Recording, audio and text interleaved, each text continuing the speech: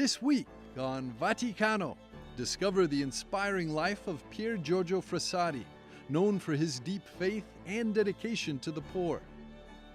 Hear Cardinal Semeraro reflect on what makes both Frassati and Carlo Acutis models of holiness today. Then dive into the life of Carlo Acutis, a modern-day saint who combined his love for technology with a deep devotion to the Eucharist. Vaticano starts now.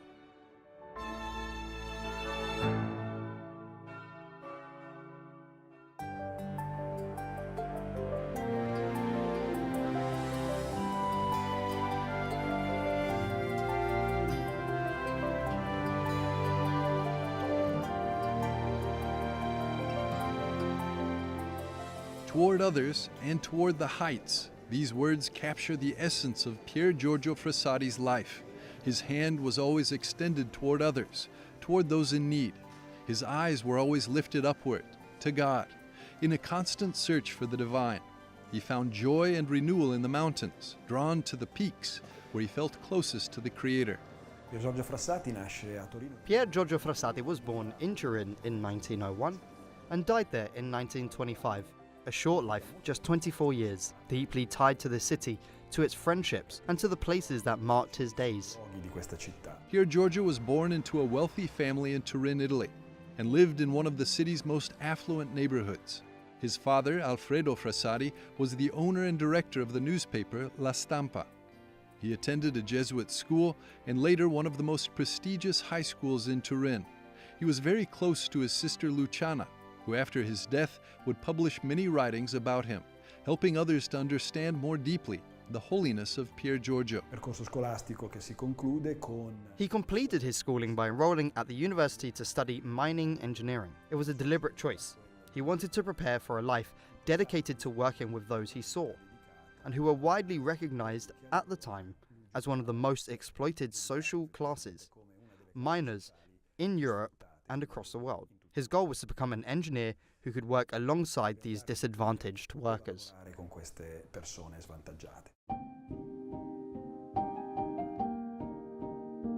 Pier Giorgio's was a simple life, rich in interests and anchored in values, above all, friendship.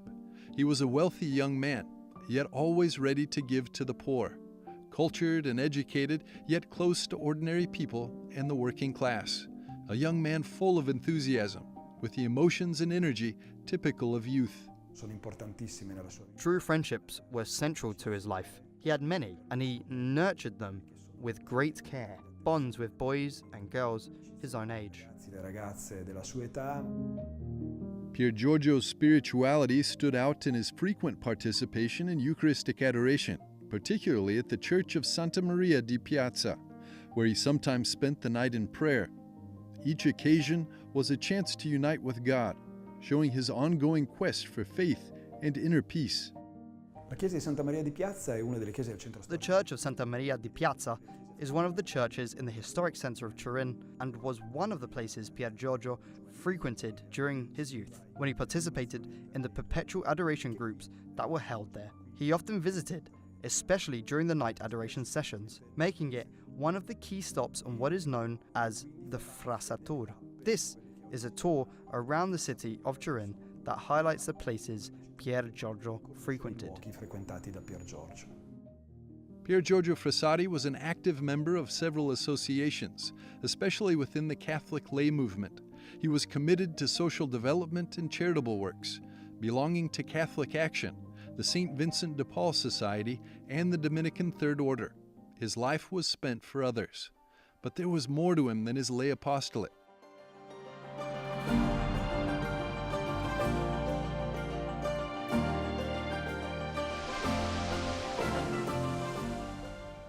Pier Giorgio also had a great passion for the mountains, and one cannot speak of him without mentioning Pollone, a small village in northern Italy where the Frassati family had their summer residence. Another important place in this biography, which must not be forgotten, is Pollone. Pollone is a small village, the hometown of his parents, in the province of Biella, just a few kilometers from the sanctuary of Oropa. It was a place very dear to him, where he spent holidays with his family and where he could also go to Oropa to pray and have these spiritual experiences. Sue, molto sue. Pier Giorgio Frassati's story is inseparable from his love of the mountains, where he found a profound connection to the beauty of the Creator. La montagna è sicuramente The mountains were for him a place of holidays, day trips, and friendships, especially friendships, deepened by walking together, living together, and staying in mountain huts together. But they were also a space for the spiritual, for his relationship with God. The higher he climbed, the more he felt that closeness, almost physically. per lui è percepita quasi fisicamente.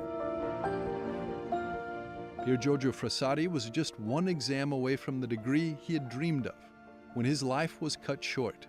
On July the 4th, 1925, at only 24 years of age, he died from a sudden case of polio, most likely contracted while helping a poor family in need.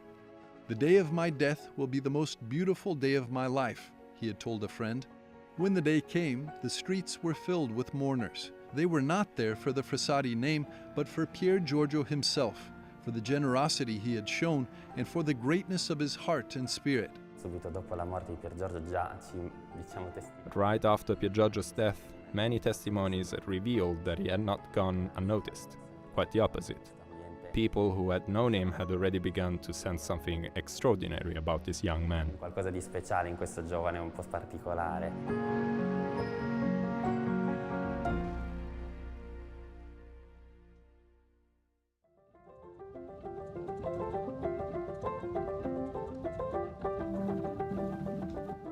In 1990, Pier Giorgio Frassati was beatified by Pope John Paul II.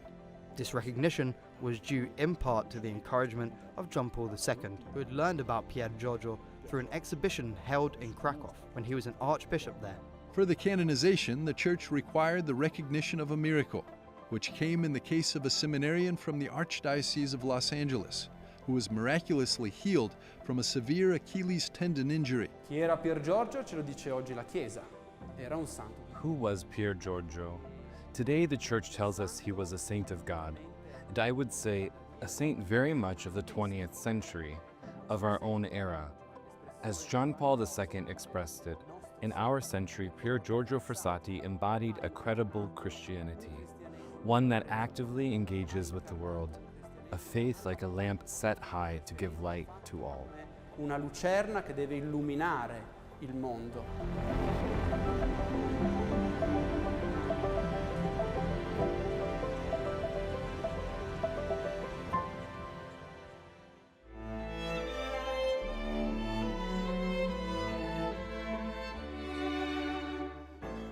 We'll be back shortly on Vaticano with an exclusive interview with Cardinal Marcello Semeraro, prefect of the Dicastery for the Causes of Saints.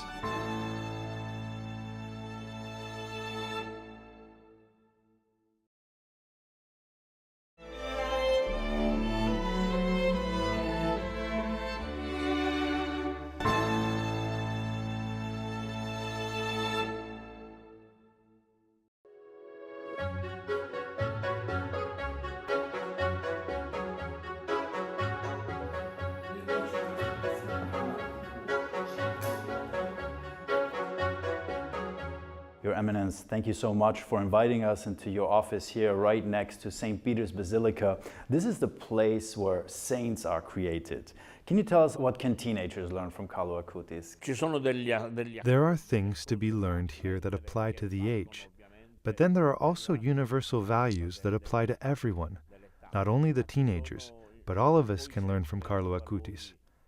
On a spiritual level, we need to learn how to detach oneself from realities, to dedicate oneself to others, to live for others. Of course, the commandment says, love your neighbor as yourself, and so it is important to know how to love yourself. So it is important to have a linear life, a correct life. The relationship with oneself is very important for the relationship with others. But Carlo Acutis knew how to live not only for oneself, not only to take care of oneself, but also to open oneself to the relationship, to the encounter with others, to give a witness, the witness of a Christian faith. La testimonianza della fede cristiana.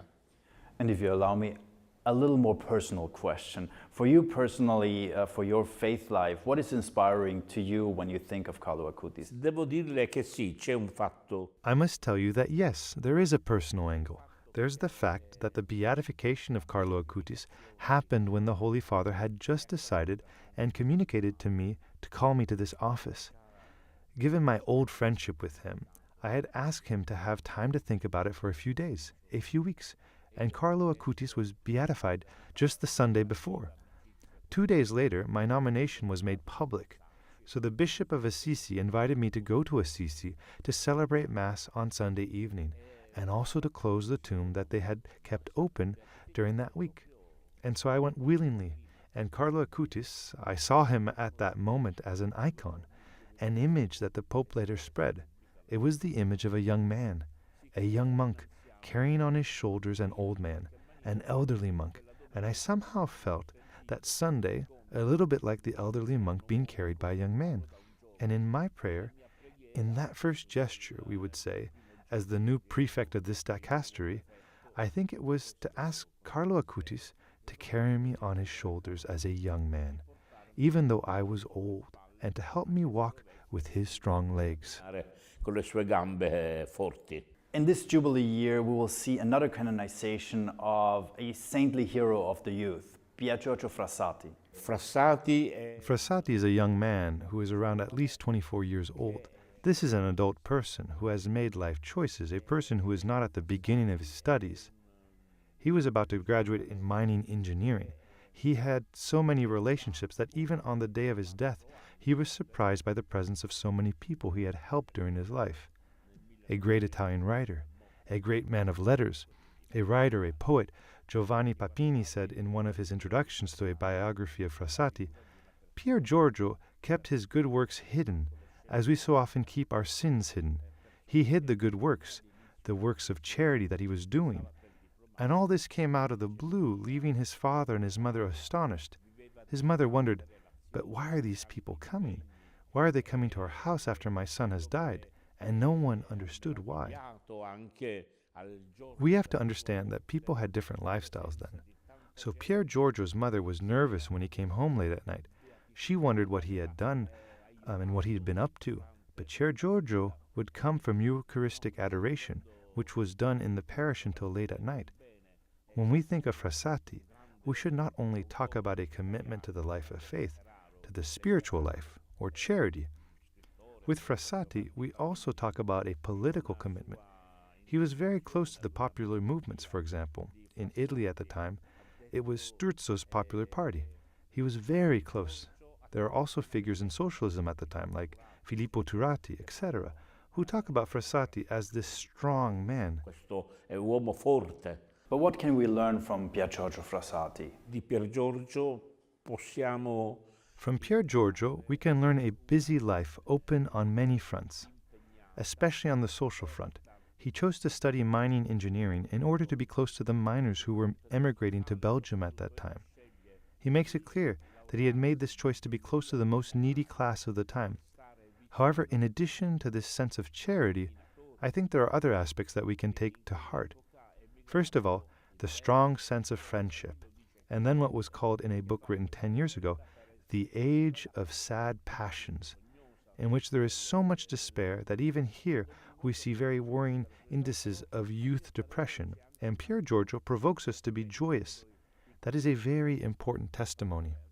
Joy, which is different from cheerfulness or happiness, at least in the Italian language, joy is more than just happiness, which is motivated by external reasons. It comes from inner reasons, from reasons of inner peace, of having found one's identity, of having made life choices, of feeling capable of serious relationships. And maybe today we need this kind of joy very much. Da questo viene la gioia e forse oggi ne abbiamo molto bisogno. Your Eminence, thank you so much for your time, for receiving us here. Thank you for the interview. Thank you.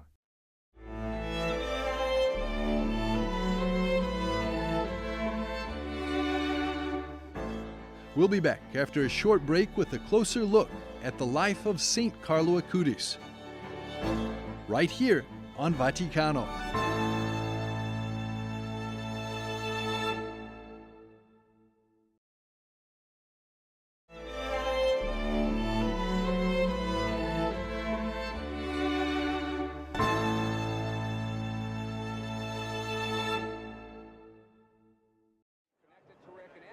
In 1991, the launch of the World Wide Web marked a technical achievement that would forever change human lives.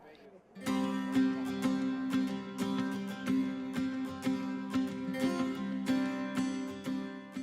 1991, the same year the World Wide Web was launched, a boy named Carlo Acutis was born in Italy. He would go on to harness this groundbreaking technology to impact others' lives profoundly. Carlo epitomized a typical 90s kid, enjoying his PlayStation and the vast new opportunities provided by the internet.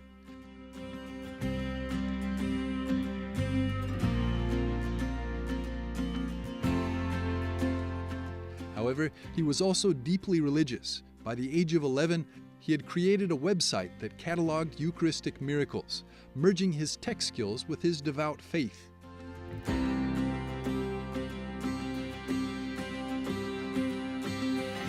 Carlo didn't understand why some of his peers didn't have the same understanding and devotion to the Eucharist. He asked his parents, why do we see people lining up for soccer games or rock concerts, long lines, big crowds, but we don't see people lining up to see the Blessed Sacrament? And so for 2 years, Carlo worked with his family to produce an exhibition on Eucharistic miracles throughout history and around the world.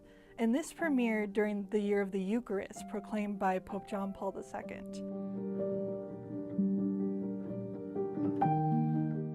Antonia Salzano, the mother of Carlo Acutis, notes that after his first communion at age 7, Carlo never missed an opportunity to receive the Eucharist, drawing strength from it to live a life of integrity.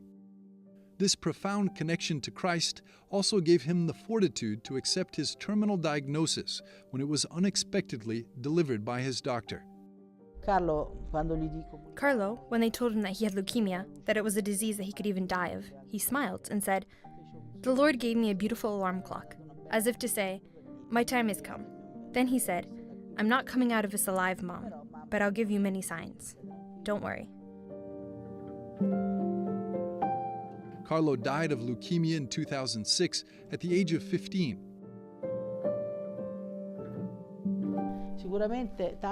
Certainly many people remember this funeral. It seemed more like a feast than a funeral, but indeed, I think the festivity was because Carlo then ended up in heaven immediately. As he'd asked the Lord, "I offer my sufferings for the Pope and the Church, in order not to go to purgatory, but to go directly to heaven." And I believe that the Lord listened to him. Born in London and raised in Milan, Carlo Acutis is now entombed in the Church of St. Mary Major and the Sanctuary of the Spoliazione in Assisi's Old Town. The term spoliazione, which translates to divesting, refers to St. Francis of Assisi's renunciation of wealth. I, as usual, am saying that Carlo is my little teacher, because he is teaching me so much, above all, to rediscover 2 great treasures of my life, the Eucharist and love for the Virgin Mary.